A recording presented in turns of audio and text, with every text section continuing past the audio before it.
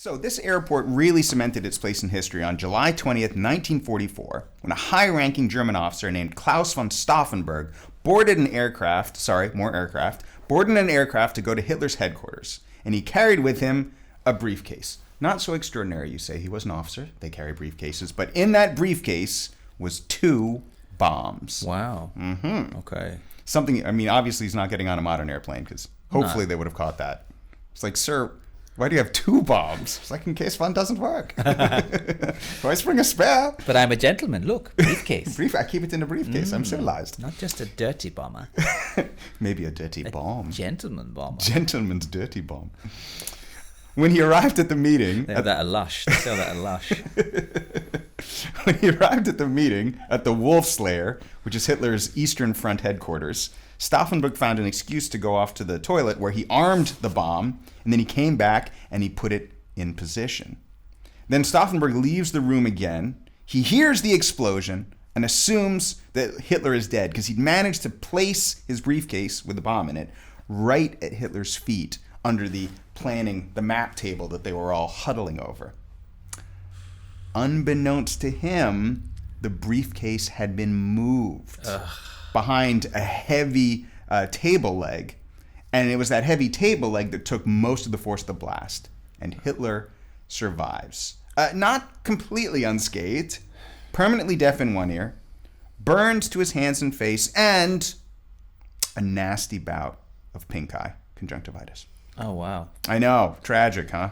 One of the smaller known side effects of nearly being blown up. Yeah. Well, conjunctivitis comes from you can get it from getting debris in your eye. Right. And I guess poor Hitler got a little debris in his eye. Oh, man. My eye drops. I need my eye drops. It's eye drops. I feel for Klaus. He had one job to do. He nearly did it.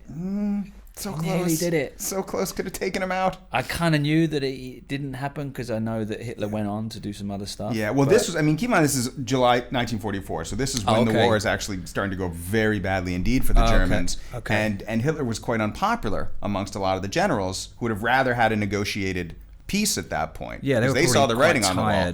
But Hitler, being a lunatic, was convinced that, still that he can pull out a miracle because he's a genius. He can stop the Russians and the Allies in their tracks. He's also come so far, isn't it? It's like when you've been married for 40 years. You've been married before? Twice. Twice, yeah. When you've been married for a certain amount of time, you just think, I might as well put a bomb under the table. Is that what you think? I haven't been married yet, but... 2 bombs? I just think, he probably didn't think he could do it, but he'd come too far now to go back. It would be embarrassing, wouldn't it? Yeah. It'd be do you know what? I got to play out the string on this one. But sir, we have millions of Russians on one side and millions of Allies on the other. It's like, yeah, but you got to go through with it, Nah. You just didn't want to lose What are we going to tell our sponsors if we stop now? They had asked for a 6-year war, and we really... Anyway. And his wife... she might give him one of those looks that wives give. Yeah, Neva Braun. I'm sure she had those looks. Yeah. Oh, you backed out. Yeah. It's like we still have the cyanide whenever you decide. Yeah. So back to our story. So where did he go? Where did Klaus go? Well, Stauffenberg got straight on his plane, and where did he fly to? Rangsdorf.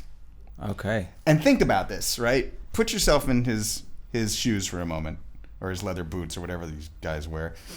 He would have stepped off the plane thinking he'd achieved one of the greatest assassinations of all time. Yep. He'd hopefully ended the war. Oh, God. It's only later he finds out that Hitler has survived. And by then, Hitler had worked out who was the leader of this conspiracy. And a few hours after landing, Stauffenberg is arrested and executed that evening. Oh, what a day. By firing squad. That's such a day. Do you think anyone has had a more topsy-turvy day than that? Like, you go from thinking you've changed the course of history to being killed. Well, I did miss a package delivery twice last week, and it was traumatic. Okay. I was thinking my life was going to go one way, and then my interdental picks didn't show up. Okay. And I had to revise my whole vision of my future. Right, so you couldn't floss that night? I couldn't floss. 2 nights. Right. And you could almost hear the plaque accumulating. Did you have to go to the depot? to get them, or did you just rearrange online? I just rearranged online. Okay. So maybe not quite the same level of slightly drama, less but close. But close. I had a thing where I got a lady's number in a nightclub in the early noughties. Mm-hmm. She wrote it on a napkin. I lost the napkin between the club and the night bus stop. Got on the night bus without paying, and then got fined £10 for not having a ticket. So Lucky break for the lady, though.